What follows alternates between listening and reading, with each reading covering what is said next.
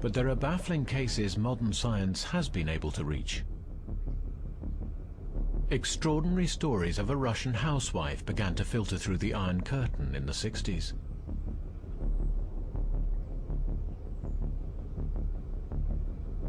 "33-year-old Nina Kulagina claimed psychokinetic powers.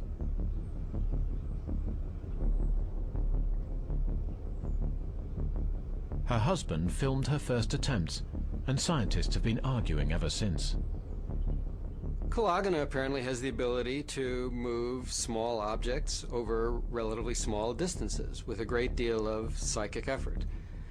What troubles me about a case like that is that the phenomena are inherently small scale. Over 40 international scientists were called in to examine Kulagina under controlled conditions. They claimed there was no rational explanation for her mysterious powers, but modern scientists are skeptical. French parapsychologist Mario Vavoglis. She was attacked many times by skeptics, Russian and otherwise, but I don't know of any legitimate, good critiques of her work. So if that does not exist, if there are no good critiques, then the phenomena that seem to produce are quite impressive. In 1967, the unforgiving cameras were again focused on her, this time by a Russian team.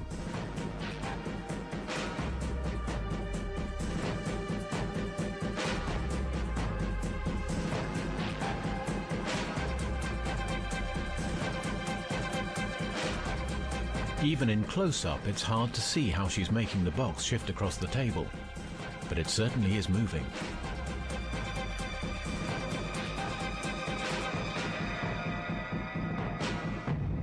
Russian physicist Leonid Ryzhkov was present and observed her closely. People who perform these kind of acts are under an enormous physical pressure.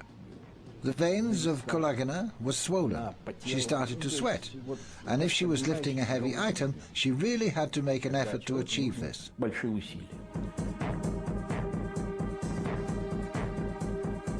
Dr. Ryzhkov and his team built an airtight glass box for the experiments. This was to prevent any possibility of her using magnets or an electrostatic charge, or even blowing objects with her breath. Again, the results were startling.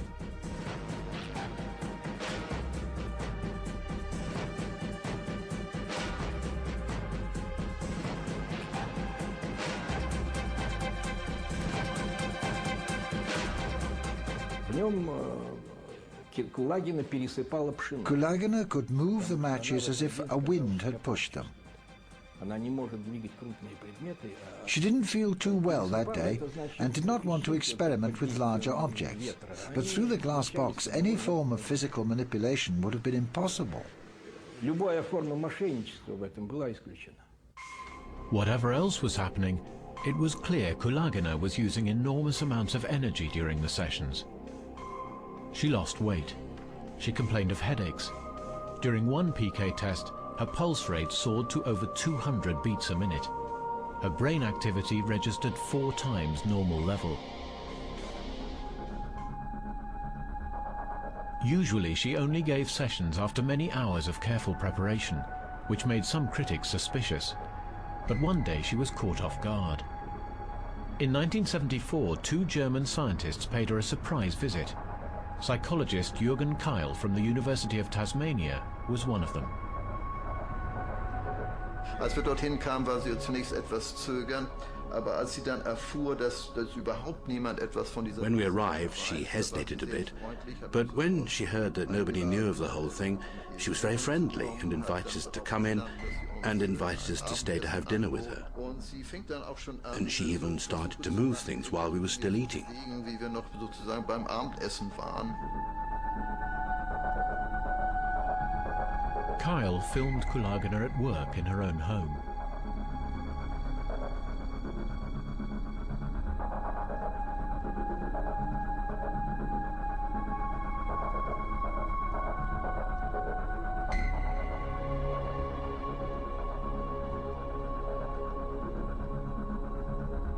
How did she do it?